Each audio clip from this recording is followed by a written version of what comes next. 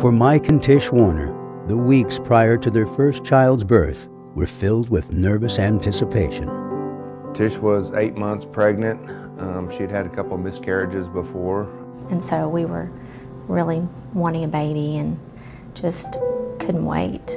Weighing in at 7 pounds 14 ounces, Sage Michael Warner came into the world without complications. Beautiful kid, you know, perfect skin. I mean, he looked like just like a little doll baby. Like any proud father, Mike dreamed of the good times he'd share with his son.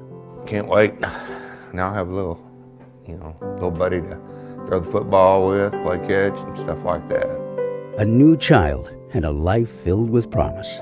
What more could any couple ask for? But at the age of 18 months, Tish made a disturbing discovery that would change the course of their young son's life.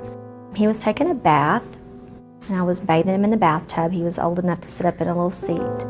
And he had bent over the seat, and I just noticed that his back was really crooked. And I didn't know what it was supposed to look like. He was a baby, but I knew it didn't look right. Sage was diagnosed with infantile idiopathic scoliosis, an extremely rare condition of unknown origins. We x-rayed him, and when they brought it out and told us what he had, I think it was just shock. Just shock. To see a little child with a back that crooked was unbelievable to me. Sage's condition was severe and potentially fatal. It was very scary. He was so little.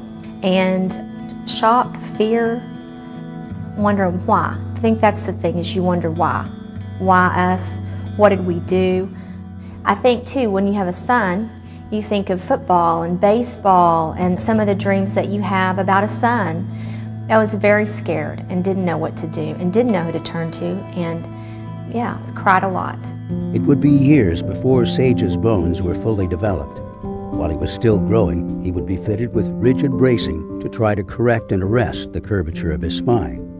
Over the next several months, even with bracing, the results were disappointing. Sage's physician had run out of options, and time was running out. We tried everything, to try to stop it, but it just didn't stop. When he was 3, Dr. Legrone sat us down and said, I just want to say I've done all I can do, but I'm going to send you somewhere that will help you, and that's the Shriners.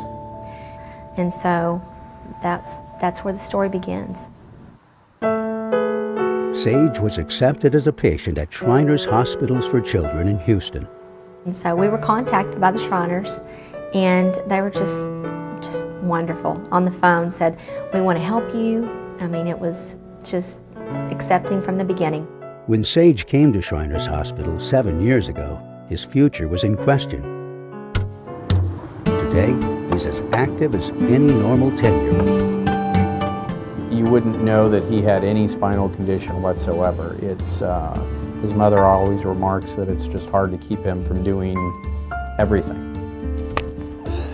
Our life would be different.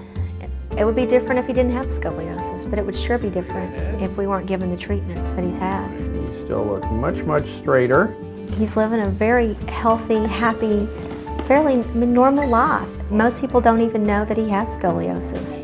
They've always taken care of me, and doctors are great, and had 5 surgeries already, so. That was like... When you're 5, I That think. was before my very first surgery, and this was after my recent surgery. We decided to put in growing rods because his curve was getting very, very severe very quickly. And growing rod technology is something where we put in the rods, but we don't actually fuse the spine. And we have to go back about every 6 to 8 months and lengthen the rod so he can continue to grow and his spine will stay straighter. Really, the advent of growing rods has allowed these children to develop. They have much more normal lung function, and their life expectancy is going to be quite a bit longer. Okay, here we go. Hold very still, Sage. The care that Sage continues to receive assures that he will live a long, active life. From their first visit, it was evident that Shriners Hospitals for Children has a very special approach to patient care. You're a person there. You're a family there. They know you. They love him. They take care of him just like it's their own kid. People at Shriners are probably the best people that I've ever known. As a result of the expert care and support Sage has received at Shriners Hospitals for Children, he has the ability to do anything he sets out to accomplish.